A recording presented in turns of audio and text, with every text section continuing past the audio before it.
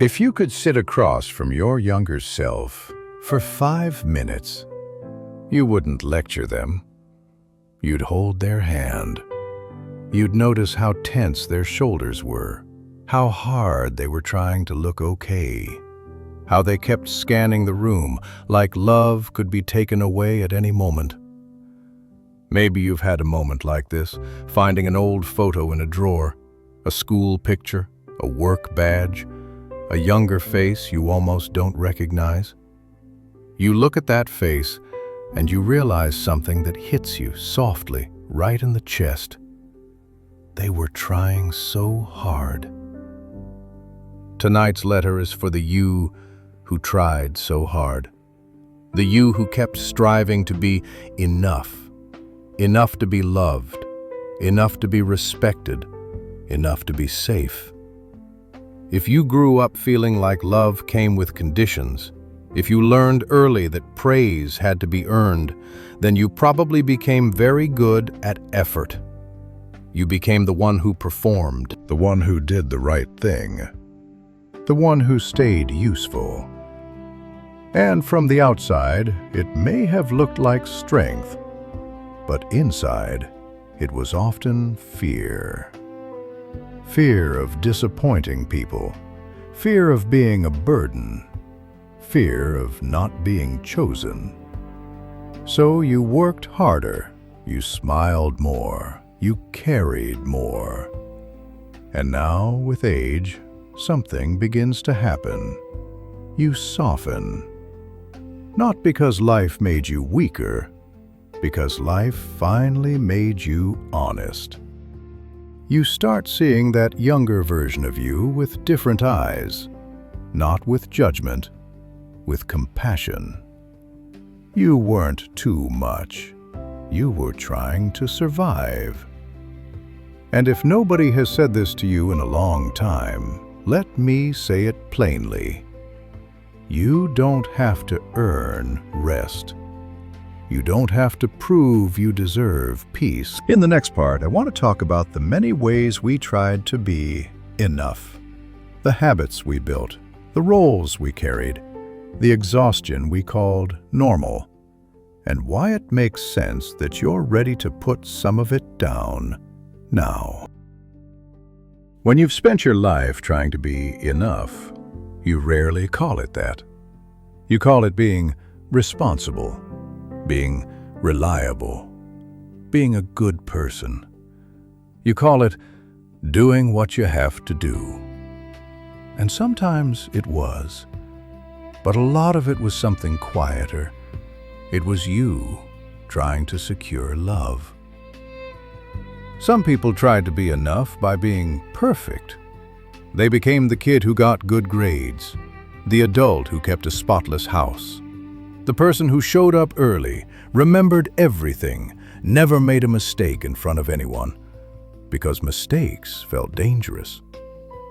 If you grew up with criticism or unpredictability, or a parent who withdrew affection, perfection starts to feel like protection. So you learned to over-prepare. You tried to stay one step ahead of disappointment. Some people tried to be enough by pleasing. They became the smooth one, the one who sensed moods and adjusted, the one who said yes even when their body was begging for no, the one who kept everyone comfortable so nobody would turn cold. People-pleasing can look like kindness, but it often comes from fear. Fear that if you take up too much space, you'll be punished for it. Fear that if you have needs, you'll be called difficult. So you learned to shrink your needs down until they could fit in your pocket. Some people tried to be enough by overworking. They stayed late. They took extra shifts. They answered calls on weekends. They built a life where they were always needed, because being needed felt safer than being loved. I thought being needed meant being loved. And then there's the over-functioning, the quiet hero role. the one who handles everything, the one who plans the holidays, keeps the family together, organizes the rides, remembers the medication, pays the bills, makes sure everyone eats. The one who rarely asks for help, not because they don't need it, because they don't trust that help will come. So they become the reliable one, and that can earn you a lot of praise. But it can also make you lonely, because when you're always the strong one, people forget you are a person. They forget you get tired. They forget you have feelings. They forget you might want someone to carry you for once. I've met so many older men and women who spent decades being fine. They were the ones who didn't make trouble. They didn't complain. They didn't need much. They kept the machine running. And now, later in life, they're looking back and realizing how much of their own softness they postponed. How many times they swallowed words. How many times they smiled through something that hurt. How many times they told themselves, "It's not a big deal," when it was. I mistook exhaustion for character. That's the thing. When you're trying to be enough, you start wearing your tiredness like proof. Proof you're good. Proof you're loyal. Proof you're strong. But age changes what you value. Age starts asking different questions. Not how much can you handle, but how much can you let yourself live? In the next part, I want to talk about what age teaches about worth. How, later in life, you begin to realize your worth was never something you had to earn, and how that realization can feel like taking a tight shoe off after years of pretending it didn't hurt. One of the quieter gifts of getting older is that your body starts telling the truth. When you're young, you can run on adrenaline and applause for a long time. You can stay busy enough that you don't have to feel the deeper questions. You can keep proving yourself and call it ambition. But later, your body gets honest. It doesn't tolerate the same pressure. It doesn't bounce back as fast. And in a strange way, that honesty can save you, because it forces you to notice what you've been carrying. It forces you to ask, what am I trying to earn? Who am I trying to impress? And for what? Sometimes you look back on the things you used to worry about, and it's almost tender. The outfit you obsessed over, the perfect sentence you rehearsed before a conversation, the fear that one mistake would ruin everything, and you realize how much of your life you spent with your worth on trial. But your worth was never on trial. That's the truth you start to understand with age. The people who truly loved you didn't love you because you were flawless. They loved you because you showed up, because you cared, because you were you. And if they didn't love you unless you performed, that wasn't love you could rest in anyway. I've heard older people say things like, "I don't care what people think anymore." And it can sound tough. But most of the time, it isn't toughness. It's relief. It's finally seeing that other people's opinions change like weather. One day they admire you, the next day they judge you. And if you live your life chasing that, you never get to be still. With age, you start choosing stillness. You start realizing that the life you have left deserves tenderness. Not because you're fragile, because you've spent long enough being hard on yourself. And you notice something else too. Most people were not judging you as harshly as you were judging yourself. That inner critic voice, the one that says, "Try harder, do more, don't mess up, don't be a burden." That voice can be louder than any person you've ever met. Sometimes it's an echo from childhood. Sometimes it's the voice of a parent, a teacher, an ex, a church, a culture that praised you most when you were useful. But with age, you begin to separate that voice from truth. You begin to see that voice is not wisdom, it's fear. And you don't have to live under fear forever. Worth isn't earned, it's recognized. It's something you accept the way you accept that you deserve water when you're thirsty. Not because you achieved something, because you're alive. And once you start living from that place, even a little, the whole world feels different. You stop running as fast. You stop apologizing for existing. You stop punishing yourself for being human. And in the next part, I want to talk about what self-forgiveness actually looks like at this age. Not as a big emotional performance, but as small changes in the way you speak to yourself, the way you remember your past, and the way you allow yourself to be at peace now. Self-forgiveness sounds like a big word, like something you either have or you don't. But in real life, it's usually quieter than that. It often begins the moment you stop putting yourself on trial. Because a lot of us, especially as we age, keep replaying the same old scenes like a courtroom.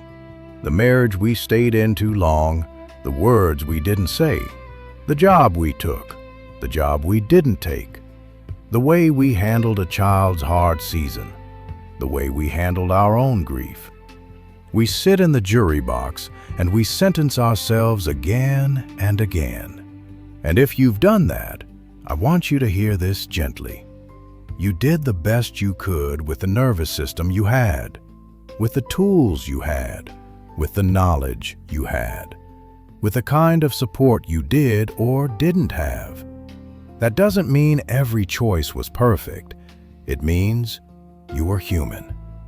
Forgiving yourself doesn't mean you pretend nothing happened. It means you stop using what happened as a weapon against yourself. It means you stop punishing the person you were for not knowing what you know now. Think about how you would speak to a grandchild who made a mistake. You wouldn't shame them for the next 20 years. You wouldn't bring it up every time they tried something new. You'd say, "It's okay. You learned." You'd help them stand back up. That same tenderness is what you're allowed to give yourself now.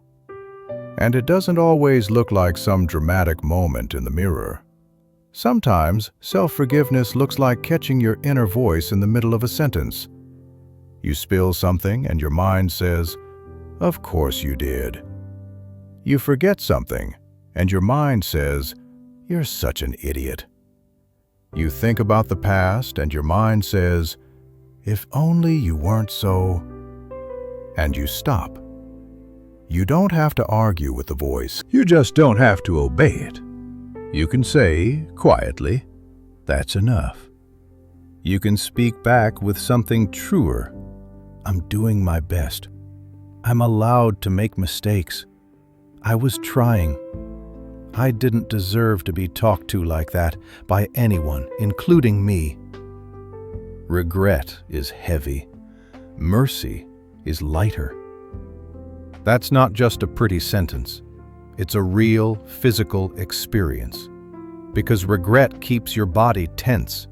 It keeps your jaw tight, your chest tight, your sleep thin. Mercy loosens you. Mercy lets you breathe. Another way self-forgiveness shows up is in how you remember your past.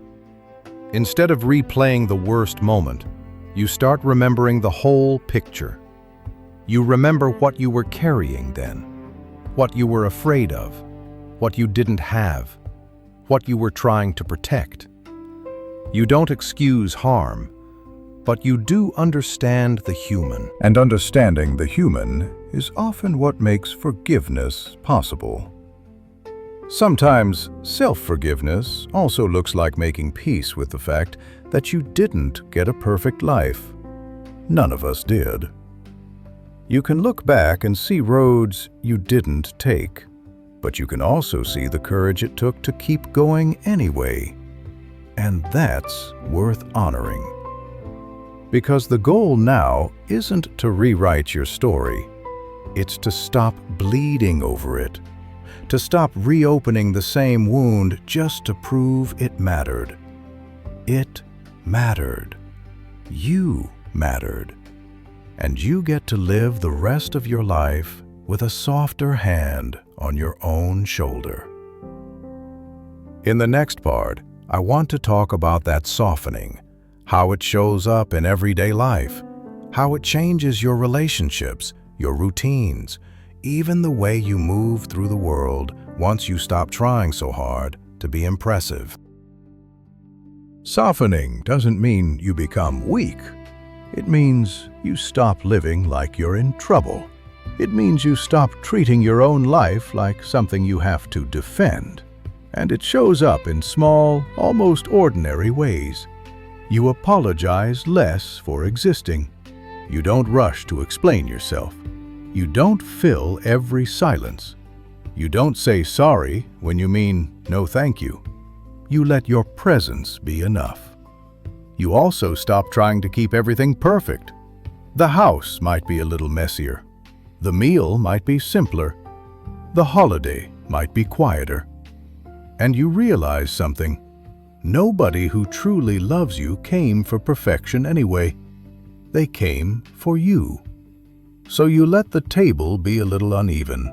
You let the nap happen. You let the dishes wait.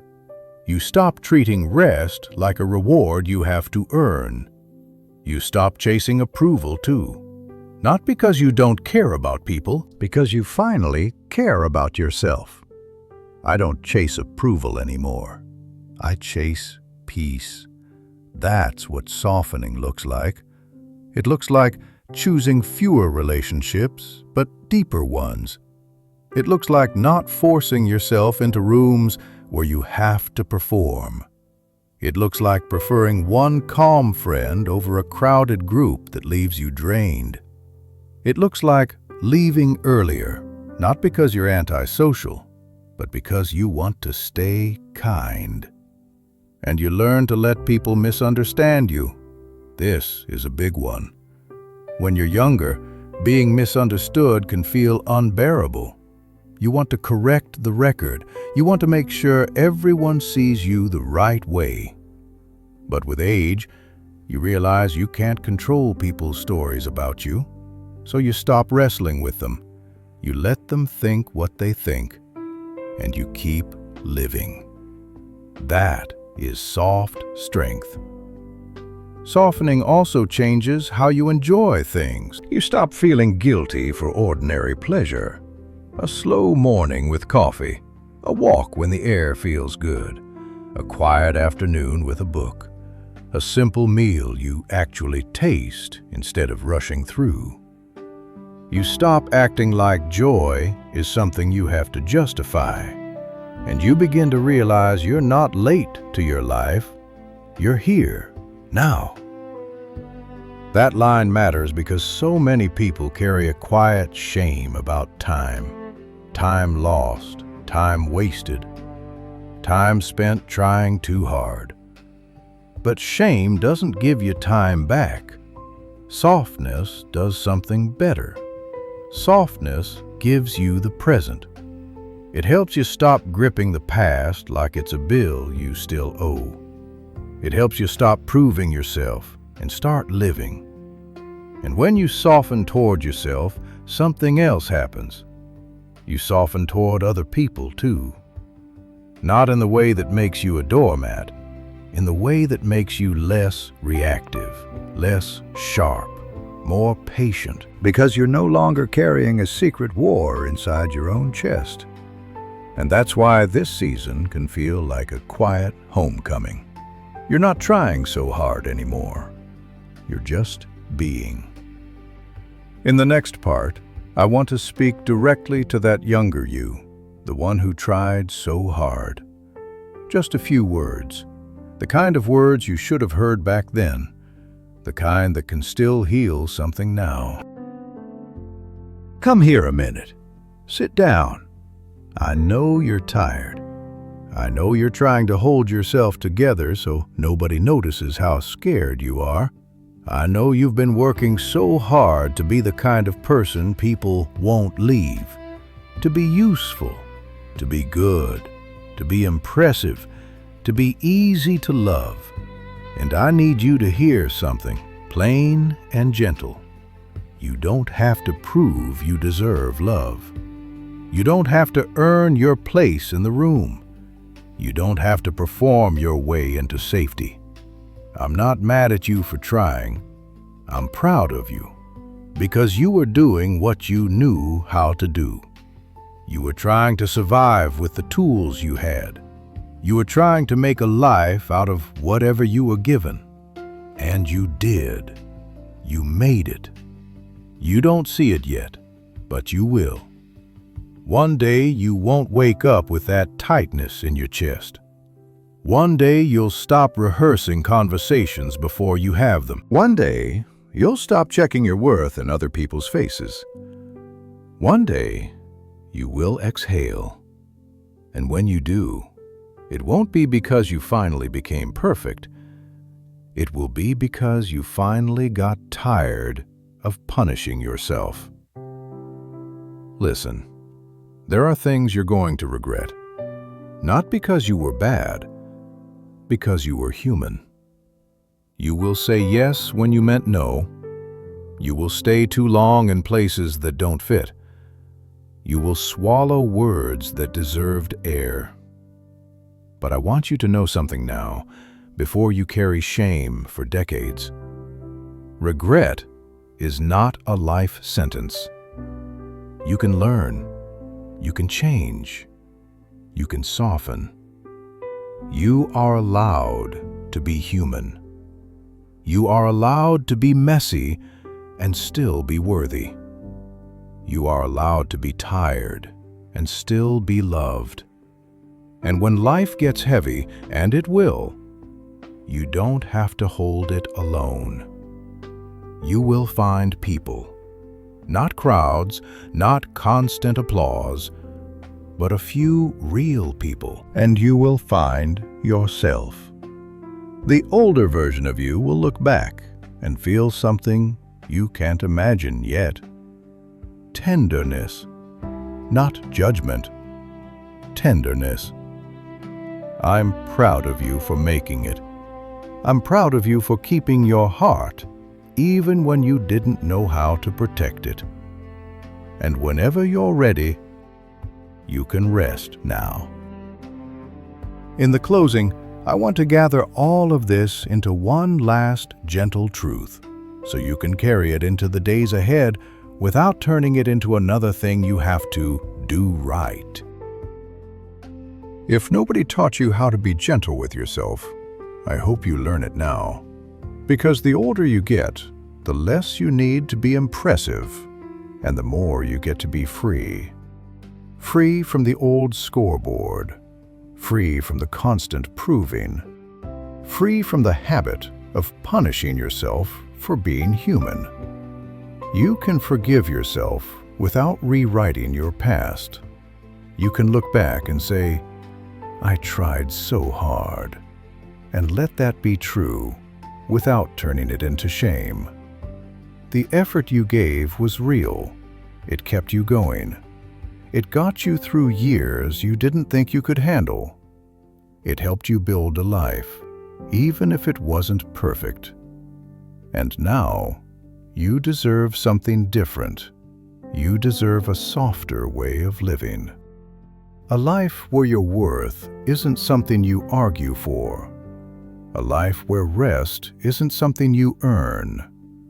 A life where you can breathe without feeling guilty about it. So if you find yourself thinking of your younger self tonight, if you picture that face, those tense shoulders, that fear of not being enough, try to offer them one thing: mercy. Not because they did everything right, because they were trying, and they made it to you. If this letter met you at the right time, you're welcome here. And if you'd like, tell me in the comments, What's something you wish you could tell the younger you?